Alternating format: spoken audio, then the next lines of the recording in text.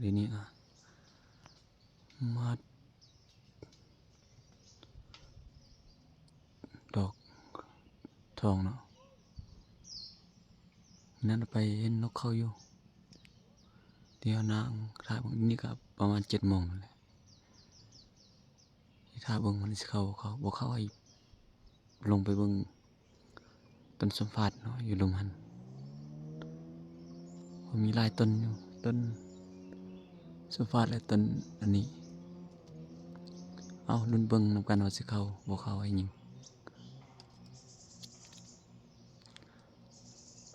ต้นมันก็บ่สูงปานใดเนาะประมาณ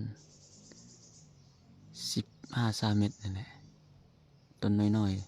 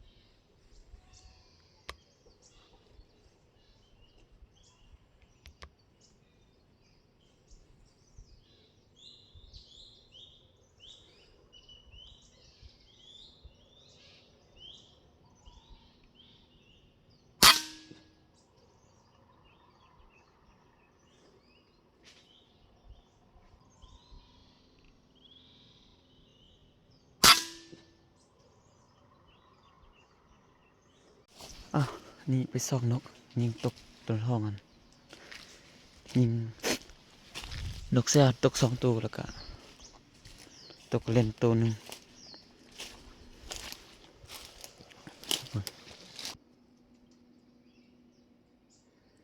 แล้วตัวหนึ่ง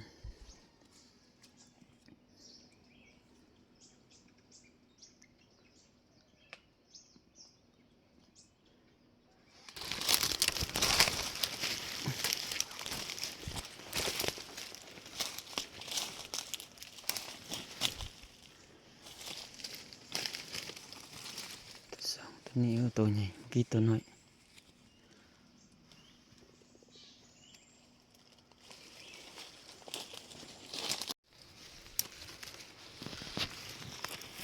ตัวนี้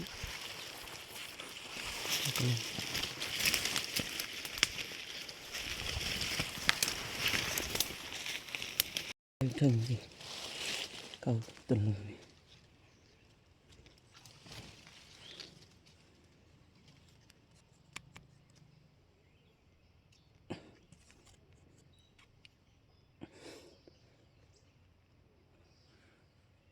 มี3-4 ต้นนั่นเอามาผู้เดียวมาได้คน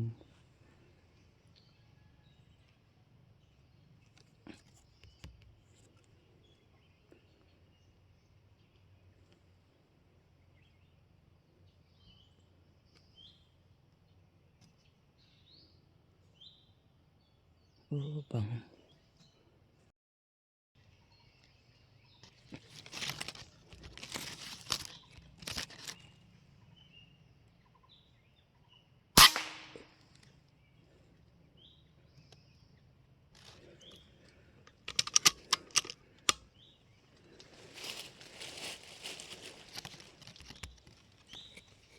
ตัวเล่นนี่เท่ากันนี่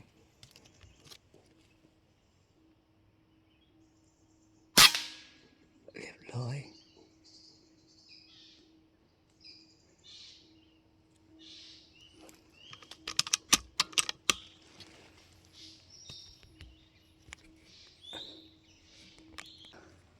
ยานนกมันยานเนี่ยไปจับยิงเอาทำอิดเอามี2-3 ตนเดี๋ยวนี้เบิ่งกันยอด6 ตนเลยต้องได้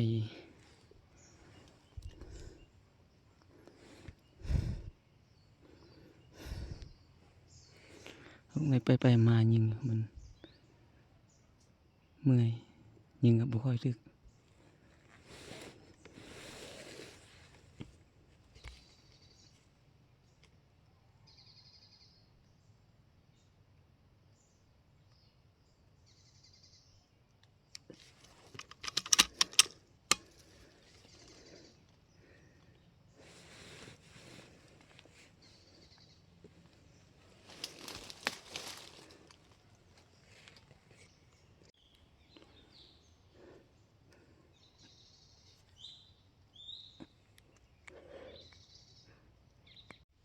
ตัวเล่นเข้าอยู่เข้า2-3 ตัวกันแต่เขาไม่ได้ยิงถ้ายิงแต่นกแซวนะมันเข้าต้นเทิงกันยิงตัวนี้ละยานมันก็เข้าต้นเทิง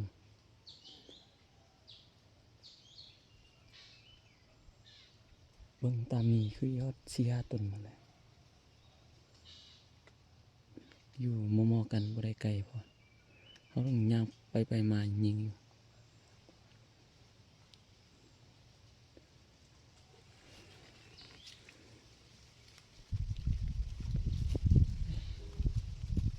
ตัวเล่นเข้ายิง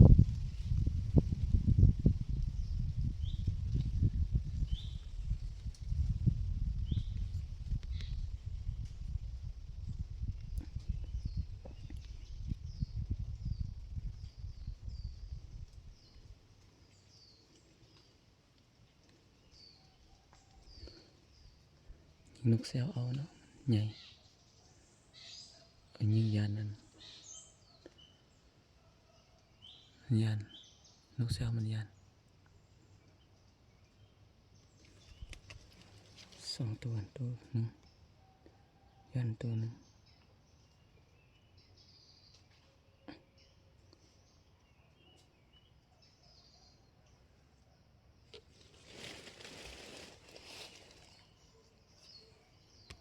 เข้าแล้ว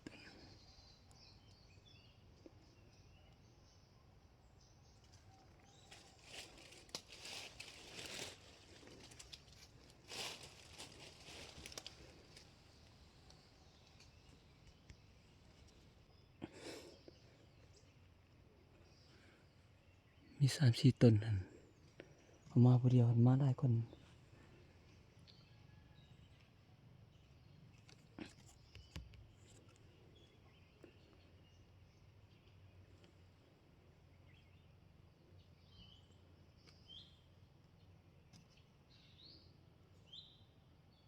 โอ้ปังทุกคนเล่นกับเขาไล่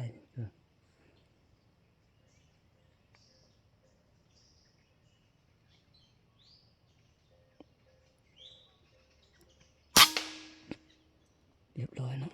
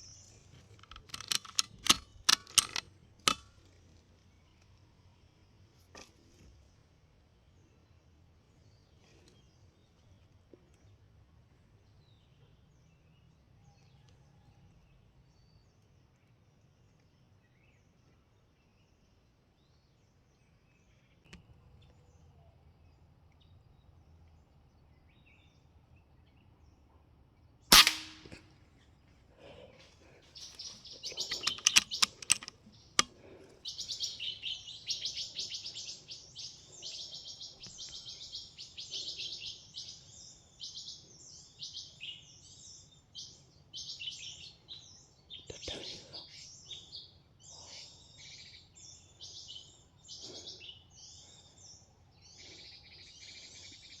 กลายพัดว่าไปคนเดียว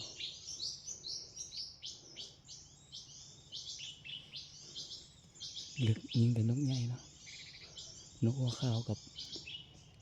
นกน้อยตัวกระเล่นเข้าลึกใหญ่แต่ยิงแต่นกใหญ่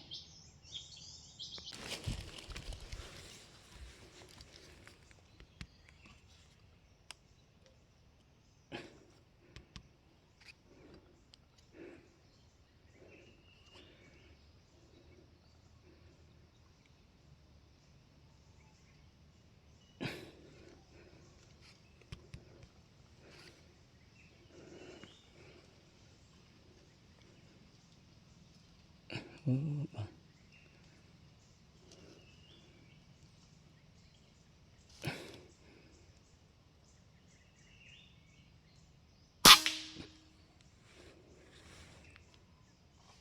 ร้อยเนาะ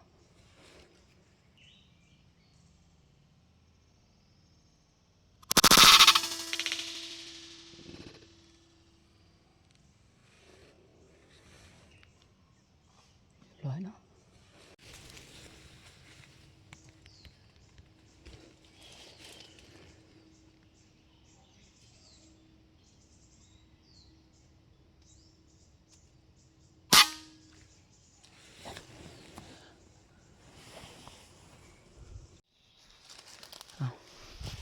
เขาลงต้นลมหันศอกก่อนยิงตก2 ตัวนกเสียว2 ตัวแล้วก็เล่นตัวหนึงแต่หมูตัวหนึงมันบินจืดจักมันเลยตายบ่ตายก็รู้เลยนกเสียวมันตกดีมีเด่นตัวก็เล่นแล้วก็เสียวตัวหนึง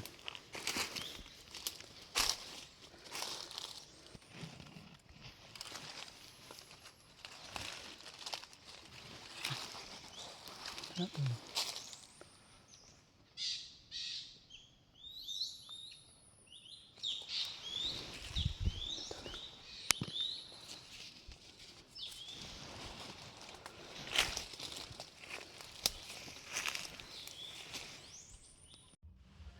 หลังจากเขายิงต้นทองอยู่เท่านั้นแล้วลงเฝ้าต้นสมฟาดอยู่ลมมันเนาะอยู่เท่านั้นบ่เข้าแล้วเอาลุ้นเบิ่งมาสิมาบ่มาสมฟาดไป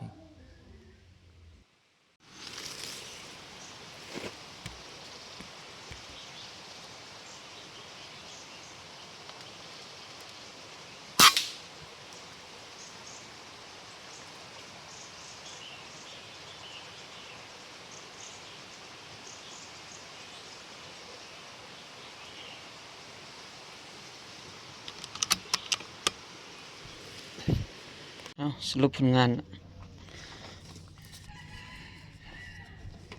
มันสิไปเตียนนั่นแหละพอยิงนกเป่าทางยิงแต่ไฟเขาหมดฮอดบ้านแล้วก็สิหลับแล้วนี่พอกินอยู่